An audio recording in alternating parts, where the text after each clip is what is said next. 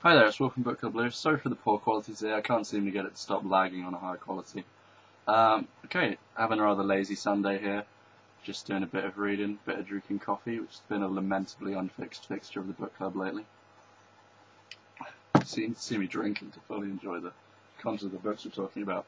And talking of content, today we're talking about If Chins Could Kill, Confessions of a B-Movie Actor by Bruce Campbell. And this is something I've been wanting to read for ages. Luckily my friend just lent it to me. Bruce Campbell, as the title suggests, is a B-movie actor who I've been a fan of for a long time. Definitely of the school who think, why is he a B-movie actor who really should have had a break? And funnily enough, recently I showed Evil Dead 2, which if you haven't seen, I recommend a lot. It's one of my favourite films. Better than the title sounds, it's actually genius. To my dad, and he was like, wow, this is the most underrated film I've ever seen because I've never heard of it and it's brilliant. So it's a nice little father-son moment for us now.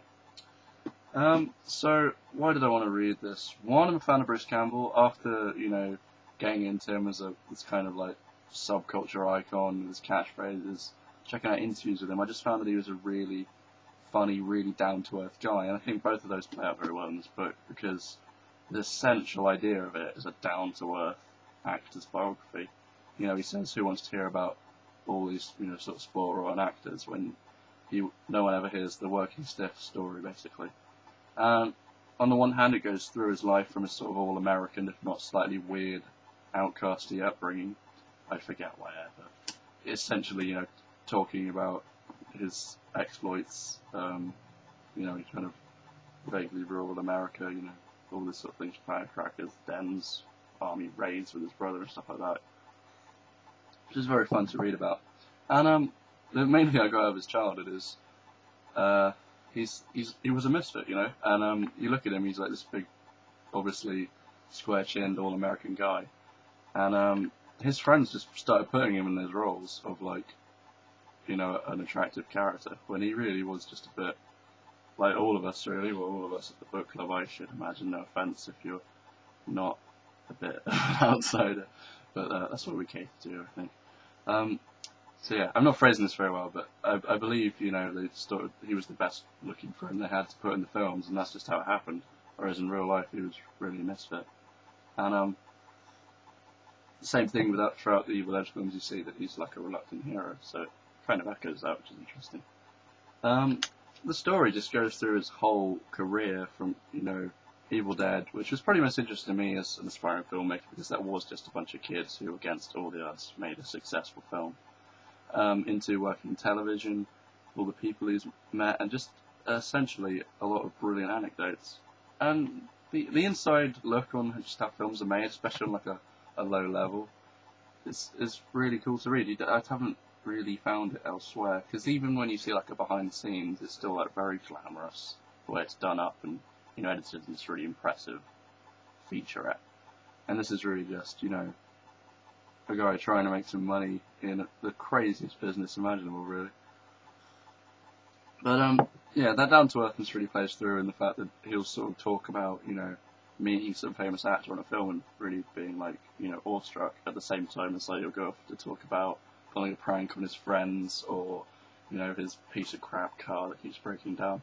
So it was just an enjoyable read. I think the only downside maybe is it doesn't seem like two reasons why it doesn't seem to have a proper ending is because, one, I know he's made a lot of films since the book was finished, and two, it's got this addendum about when he was, touring the book, so it never sort of ends up at a nice point or a summarising sentence, really, which I find a little bit like that, but that's a real minor complaint. Most of the time it is just a lot of chapters of different anecdotes, so I think it's a good book to just, keep dipping back into and following until you end up finishing it. I did read it quite quickly just because I enjoy the character and I wanted to find out every little bit of trivia I could, but that might just be me. So I recommend it for fans of the actor, fans of the films, people interested in the I wouldn't say underbelly, but that's kind of a good bad connotations, the lower ranks of the film industry, and the whole people who like a kind of good zero to hero story. Even if you're a B-movie actor, there's a lot of that in there about how he went from, nothing to something, and especially when you take take on a parallel, Sam Raimi's story, who was the director of Evil Dead, who now, is making Spider-Man films and all that. So, yeah, I think if you're into film, it's definitely a good book. But I'm sure there's a few Bruce Campbell fans out there, especially stumbling across this review and thinking, who the hell's this guy? His chin's tiny. Next books to read. The same person who lent me that has now started an obsession with me, I'm afraid. They've lent me this monolith. It's basically a huge anthology of H.P. Lovecraft stories. I mean, someone I've tried to get into for a while. I think I read a little bit of Herbert West Reanimated because it was free on the DVD I had. And he's even recommended me a lot of different stories. So I've been reading this and really enjoying it. And I'm thinking, especially if anyone leaves anything saying they're interested, I might review some of the stories of the reading I've read. Herbert West Reanimator, Call of Cthulhu, and Hickman's Model, which was my favourite so far. And there is a brilliant podcast on the internet called hppodcraft.com where they just talk about these stories, and that's really helped me get into it and enjoy it further. Probably makes me talking about it rather irrelevant. Yeah, Lovecraft something to get into, so leave any comments below if you're a fan or have any recommendations or anything to discuss. That'd be cool. And I'm just about to start Buddha Jeff and Me after finishing If Chins Could Kill. That was the plan. Just pursuing my interest in Buddhism and a recommendation of a friend. So, yeah, hope you enjoyed this installment.